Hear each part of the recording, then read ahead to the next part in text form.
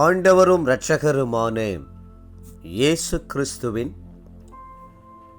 ஈடு இணையற்ற நாமத்தில் அன்றன்றுள்ளப்பம் வாசகர்களுக்கு எங்கள் அன்பின் வாழ்த்துக்கள்.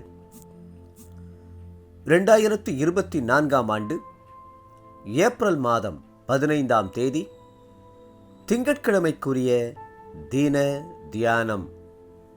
இன்றைய தலைப்பு நம் பட்சத்தில். ரோமர் 8:31 சொல்கிறது, தேவன் நம்முடைய பட்சத்தில் இருந்தால் நமக்கு விரோதமாய் இருப்பவன் யார்? ரோமர் 8ஆம் அதிகாரத்தில் அப்போஸ்தலனாகிய பவுல் தேவன் நம்முடைய பட்சத்தில் இருந்தால் நமக்கு விரோதமாய் இருப்பவன் யார் என்று சவாலிட்டு கேட்கிறார். கர்த்தருடைய சவாலை யாராலும் எதிர்த்து நிற்க முடியாது. எந்த சத்துருவாலும் எதிர்த்து நிற்க முடியாது. தேவனுடைய பிள்ளைகளின் மேல் மோதுகிறவன் நொறுங்கி போவானே தவிர ஒரு நாளும் அவன் நிலை நிற்பதில்லை.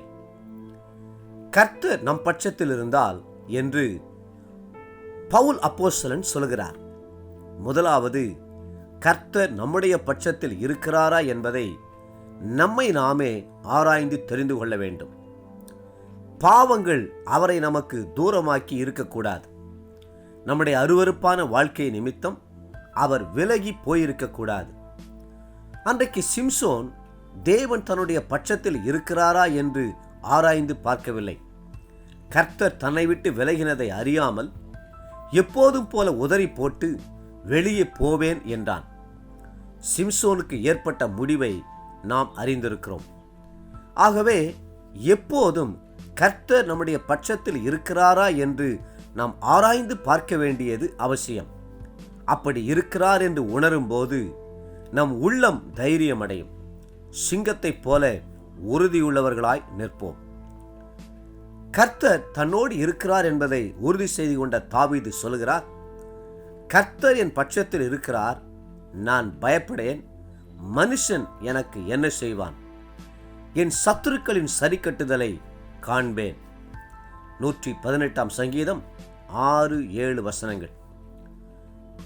தேவன் உங்கள் பட்சத்தில் இருப்பார் என்றால் வேதம் சொல்கிறது, ஏசாயா 54:17, உனக்கு விரோதமாய் உருவாக்கப்படும் எந்த ஆயுதமும் வாய்க்காதே போம், உனக்கு விரோதமாய் நியாயத்தில் எழும்பும் எந்த நாவையும் நீ குற்றப்படுத்துவாய்.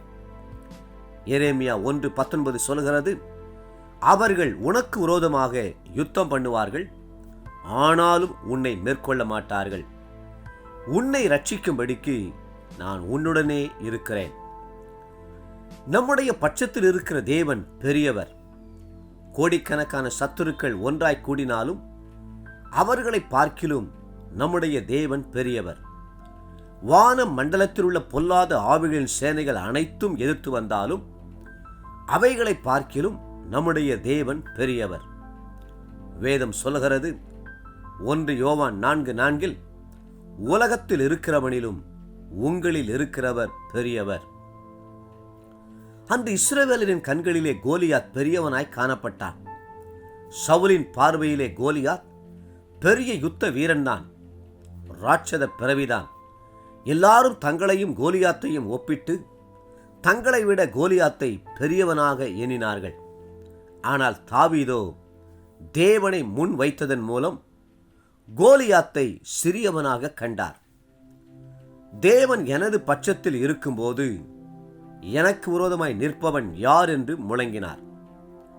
கோலியாத்தை வீழ்த்தி ஜெயம் பெற்றார். இன்றைய நினைவிற்கு 118ஆம் சங்கீதம் 5ஆம் வசனம். நெருக்கத்தில் இருந்த கர்த்தரை நோக்கி கூப்பிட்டேன், கர்த்தர் என்னை கேட்டருளி விசாலத்திலே வைத்தார். இன்றைய வேத வாசிப்பு காலை 1 சாமுவேல் 27, 28 மற்றும் 29ஆம் அதிகாரங்கள்.